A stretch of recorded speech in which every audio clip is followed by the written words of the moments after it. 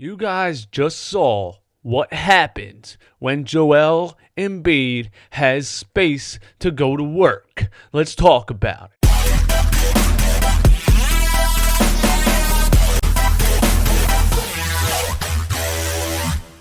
What is up, guys? DJ Eastwood. This is Run It Back. As always, hit that subscribe button if you're not subscribed yet. Thank you guys for tuning in. Always coming back and checking out my videos. Much appreciated. Check it out. Let's talk about the Sixers and Celtics last night. Sixers pulled off the victory. It was intense. It got close towards the end. I feel like I'm going to say that about every single game we ever play. We're up by 10 points with like how much time left. We could have just put them away, and here they are, and it's a 2-point game with 30 seconds left, and it gets uncomfortable again. But it is the Celtics, and they were number 2 in the East, I believe, before losing to us. Now, something I want to talk about in this game is lineups and efficiency because, as you guys know, I've mentioned a couple of times that I didn't like the Al Horford signing, okay? Now, hear me out and understand exactly what I'm saying to you. I like Al Horford, okay? I don't like Al Horford on this team with Joel Embiid and Ben Simmons. It does not make sense spacing-wise, guys. I know Al Horford can shoot threes. I know that. But they're not guarding him like a real guard. That's why he gets so many open threes that he gets. They're not standing out there on his hip like they would an efficient three-point shooter, like a deadly three-point shooter. You know what I'm saying? When Horford and Embiid are on the floor together, the double team is within arm's reach. Horford's defender is coming down to double every single time. And Simmons' defender is coming down to double. They can damn triple team the guy if they want to, and he has to kick it out. Then he's not good at finding the open man. He's not good at passing the ball straight up, accuracy, all that kind of stuff. He's not good at it. But you got to take Embiid's skill set and look at what you're going to put around him and say, okay, he's good at this. He needs this to score points and to be dominant. So let's put this, and this around him. How in the world did somebody say, we already have a 6'10" point guard that won't shoot, whose defender comes down to double all the time. Let's add another 7-footer. This is the team that we have, and we got to make it work, all right? Before I get into all that, I'm just going to get this right out the way, okay? And I won't say it again the rest of the video. Ben Simmons won't shoot. The guy just put up another 6 field goal attempts in 37 minutes, okay, against a good team. I was hype when he put up 34 points against the Cavs. But I should have known, bro. It's the Cavs. It's the Cavs, man. As soon as he plays a good team, he stops. He absolutely stops, dude. There was a couple times where Kemba Walker was on him in the paint, and he kicks it out, man. I can't handle it. I can't handle it. I'm slowly accepting it. I'm slowly accepting he is what he is. But it's so hard to watch. I can't handle it, man. They were calling him the next LeBron when we drafted him. LeBron James dunked on Tim Duncan's face when he was 22 years old. Don't ever call him the next LeBron, ever. Don't say it. If my 4-year-old stepped in front of Ben Simmons, he would pass the ball. It doesn't matter who steps in the paint. As soon as he sees a body, he kicks it. He will not go hard to the rim at all. All right. That's it. Not saying it again. Now, Ben Simmons plays amazing defense. We love it. Absolutely. You got to love it. He's one of the best in the league. I'm not saying that. But you're really paying a $170 million max contract to somebody to play great defense? I mean, did Bruce Bowen get a max contract? You know what I'm saying, bro? Come on, man. You paid the money for him to be an all-around superstar, and he's just not one. So that is what it is. Let's get into what I want to talk about in this game. There is 2 separate lineups on this Sixers team that are effective. We have 3 lineups, and one of them is not efficient, and that's the starting lineup, okay? The 2 most efficient lineups are this: Ben Simmons, Joel Embiid, and Matisse Thybulle, okay? The other players on the floor, Josh Richardson, Tobias Harris, all those guys interchangeable. But the most efficient lineup on this team is Ben Simmons, Joel Embiid, and Matisse Thybulle at a plus 18.1 offensive efficiency, okay?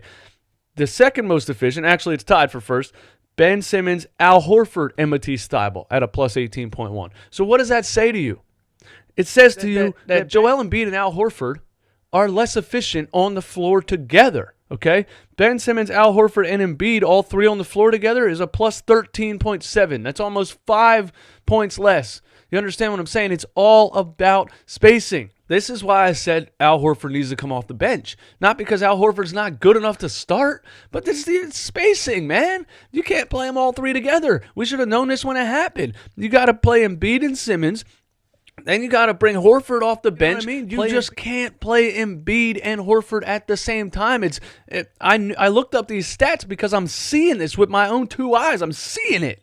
And I'm saying to myself, I know this works and this doesn't. You saw Ben Simmons against the Cavs without Embiid, bro. And there was space all over the floor. He goes to work. He needs space. Embiid needs space. It doesn't work with Horford and Embiid. It just doesn't. And then you got Tobias Harris, who likes to score from the low block, little turnaround jumpers and stuff. So even he's playing in the paint sometimes. It's 2020. We can't be playing from the paint all day. Oh, now, I'm not saying anybody needs to be traded. I'm not saying anything needs to be moved. I'm saying it's all about lineups, and we need to play the right lineups at the right time. And I'll give credit to Brett Brown in this Celtics game. He did that. The thing that I do like is that Matisse Thybulle is a big part of this efficiency. And I know he's a rookie, and I know, he's slowly integrating him and slowly giving him more minutes. But, bro, the most efficient lineup is clearly Ben Simmons, Joel Embiid, Josh Richardson, Tobias Harris, and Matisse Thybulle. Stop playing around, Brett. Just look at the numbers. Then bring Horford off the bench, run the second unit. Boom, you're good to go, baby. We can win a championship like that. I'm serious, man. So, Embiid playing without Al Horford gets back to himself, finally. Puts up 38 points, 16 rebounds, 5 assists or something. I mean, he was just all over the place, and it's part of it's because he was motivated by some negative comments from some Hall of Fame centers and power forwards on TNT. But I'm not going to give credit to Charles Barkley and Shaq because they played in a different era and they don't understand what the guy's going through. They're like, oh, with his skill set, he should be dominating. He should be putting up 30 a game, blah, blah, blah, blah, blah. Bro, Shaq didn't have to play with another center in the paint and a 6'10 point guard that's in the paint. And another, you know what I mean? Charles Barkley didn't have to play with a center in the paint and a 6'10 point guard who won't shoot in the paint. All those guys had systems that fit their skill sets. The lineup is what's affecting Joel Embiid's efficiency. The spacing, man. Anyway, so he has all kinds of space to work, and he goes for 38 and 16, and that's the Joel Embiid that we know and love, and we got to keep giving him those lineups. We got to keep giving him the space to go to work. That's just all there is to it, man. Let's talk about the Celtics for a little bit. They missed a lot of open shots, you know what I mean? Down the stretch, they had a couple good looks. Jason Tatum had a wide open one. I remember that he almost hit off the top of the backboard. It was way off. Jaylen Brown is completely overrated. What did he score, like 8 points in this game after making a comment about calling someone Ben Simmons or something like that? That dude was a number 3 overall pick and got a huge contract, and he's just not. He's a role player, man. I can't believe they've been overrating Jaylen Brown forever. The guy is just what he is. He's like a bench player who has a high athletic ceiling who can dunk on someone's face once in a while, but he's not, meh, you know what I mean? The Kemba Walker flop was one of the worst things I've ever seen in my life. I'm not saying Kemba Walker shouldn't have done it, but it was damn near an offensive foul. Matisse Thybulle went straight up, played perfect defense. This dude jumps 4 feet forward, not a natural shooting motion, not even close to a natural shooting motion. And in a pivotal point of the game, the referees call that a foul on a three-pointer and give a guy 3 free throw attempts, man. That is pathetic. I don't know how the NBA started doing this again. They were supposed to do away with that lean-in stuff, man. It has to be a natural shooting motion. You can't be jumping 5 feet forward into a defender who's straight up and down and get a foul call in a pivotal part of a game. Ben Simmons and Matisse Thybulle and Josh Richardson played amazing defense on Kemba Walker for the rest of the game and on Jason Tatum and those guys, and really held them in check the second half that allowed us to get this victory. The Celtics were down 1, I think. I think they were down 1 with like 30 seconds left, and they started playing hack-a-ben. And that was the worst decision they made of the game. Actually, it was 25 seconds. They could have played a possession, tried to get a stop, and had time to try to make the game-winning shot. Instead, they intentionally foul Ben Simmons. That's just so dumb, dude. Like, you really don't trust your defense or your team to make a good play to win a game? You're going to intentionally foul someone and hope they miss free throws? And he made both of them, and that's what's hilarious about it, because it's just a stupid, like, bitchy way to play basketball, man. I hate that. I'm so glad Ben made those free throws. If people keep saying he avoids contact in the paint and everything because he doesn't want to go to the line, I don't really get it, because the guy can shoot free throws. You know what I mean? And he can shoot three-pointers, and he just... I said I'm not going to talk about Ben anymore, okay? He made the 2 clutch free throws. I loved it. Hack a Ben doesn't work. He can make clutch free throws.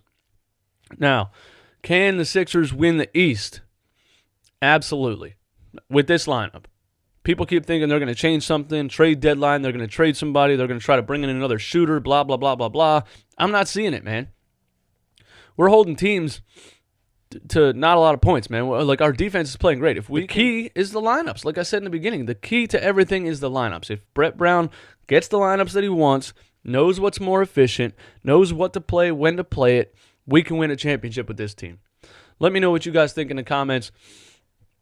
Can we win a championship with this team, or do we need to make a move at the trade deadline? Let me know what you think in the comments. My name is DJ Eastwood. This is Run It Back. As always, thank you for watching this channel. Hit the like button, help out my YouTube rankings.